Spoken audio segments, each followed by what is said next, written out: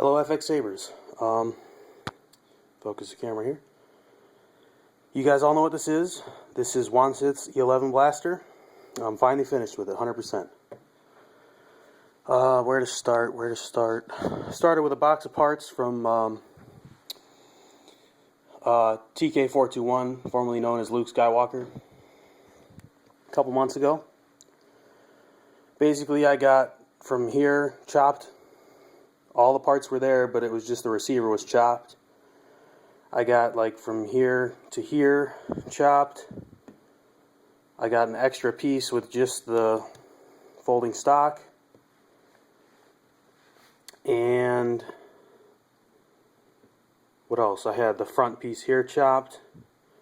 And I had this section here chopped. So front and then there. Had to fabricate the scope rail, had to fabricate the counter rail. Picked up these cylinders, I believe, from e-11. Hope I'm pronouncing that right. Luke's kit came with the counter, the scope. Came with some track, but we wound up getting some T-track from Gino. It's freaking awesome T-track. Let me tell you what, that's the best stuff I've ever seen. I wish there was enough left over after I did this blaster to put on one of my Sabers. That would have been sweet. But that's alright. Anyway. Front sight, hardest piece to get off and then reattach. Folding stock, part that required the most planning to remove and then attach. Probably second only to this. Or this was best, this was second only to that. This is a little spring release. It's hard to explain exactly what it is. The way the T-track, here I'll draw it up on my whiteboard here. The way that the T-track is set up, it's not a T-track, it's like the Graflex quarter turn almost. There's a slot like this and that, and the nub goes in here and then locks down in there, and then you can't turn it.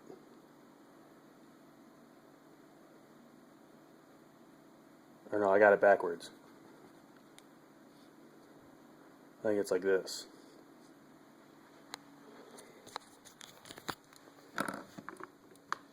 So I have to push it forward. This is going to be a trick to do with one hand. Let me bring this over to the side of the dresser here. Push it forward. Spin.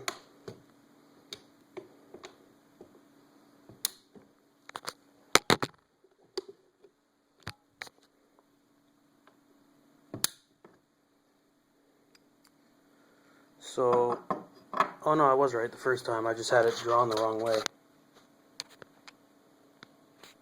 It goes in, comes back, and then it pops backward. And there's a little nub on this. There's a little cutout here, which matches the little nub on this piece. But then that nub disappears when this needs to be pulled back all the way, and then it sits flush with the edge of this instead of recessing inward. And that's how the folding stock locks. There's a little catch here, and there's a couple of nubs on the folding stock. So there's nothing to see back there electronics wise, just the SD card access. Really nothing special. Looks pretty much just like Irv's, but probably not as neat, because I didn't have any lathed down PVC that perfectly fit the inner diameter of this, so I had to do a step. I got the ray progression in here. These are lined up pretty dang perfectly. I don't know how I could have gotten them any straighter myself.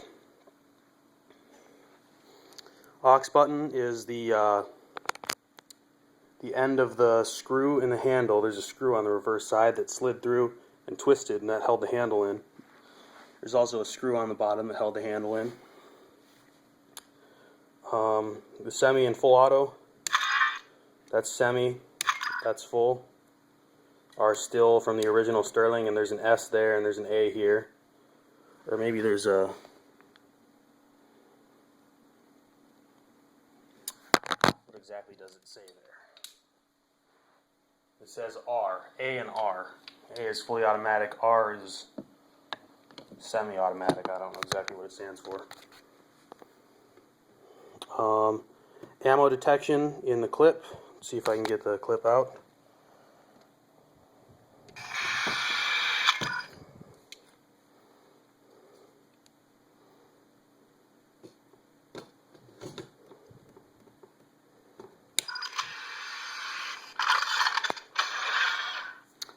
Of course, you got your color changing LED in the barrel there, or in the muzzle.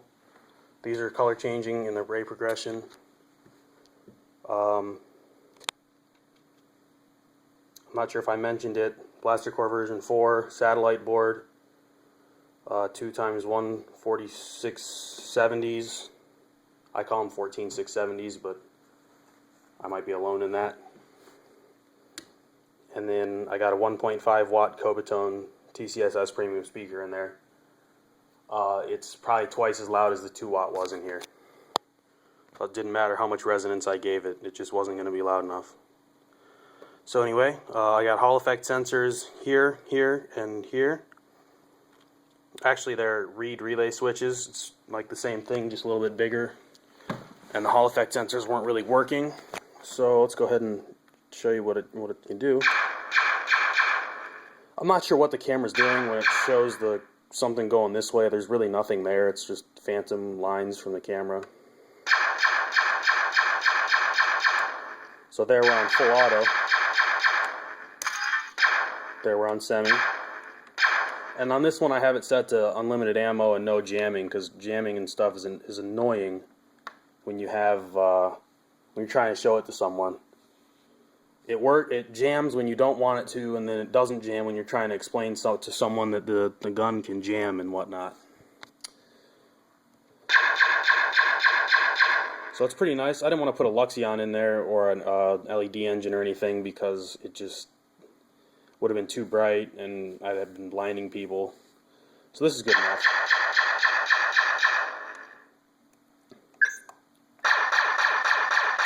As you can see, the aux switch here works.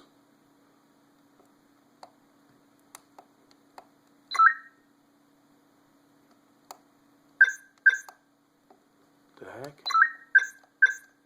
Okay, there we go. Stun mode.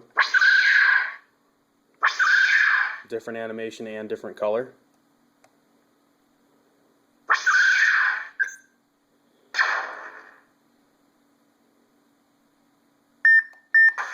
It's hard to get in the menu on this.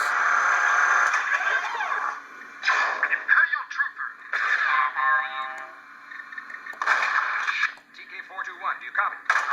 Imperial Trooper. TK421, do you copy?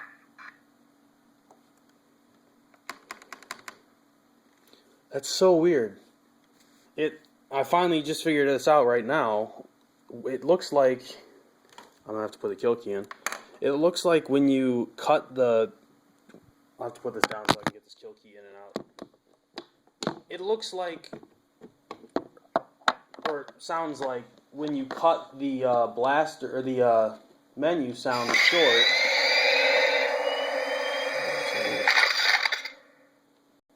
it does some weird stuff. Like if it's playing a menu sound, you're like cycling through the menu, and it was playing TK421. Do you copy? If you cut that short, you hold the aux button down before that's over, and it was gonna go into the font before that cycled through. It seems like that would, or it like shuts off the blaster core for some reason. I'm not exactly sure why.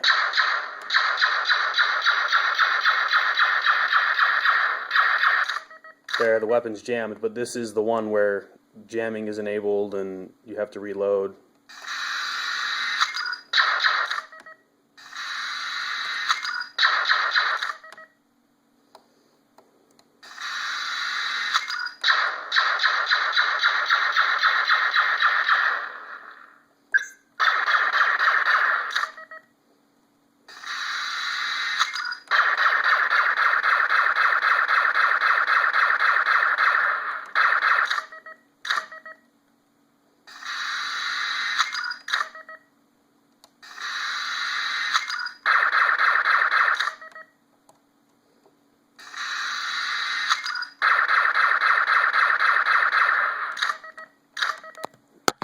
And then let's see if I can show you the weapon or the clip detection.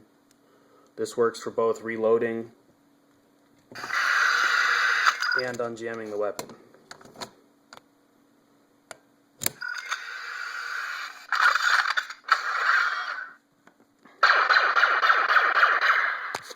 On the far side here, I've got some fiberglass cloth. Not sure why it looks so weird in the video. It looks perfectly straight and stuff in person. But that's covering all the wires and stuff. There was no easy way to wire this. And I'm running on 11 minutes here, and YouTube's going to cut me short, so I'm going to have to be done with this video. But there you go. You guys see it. It's freaking sweet. There's a little hint of the electronics. There's not much to see, like I said.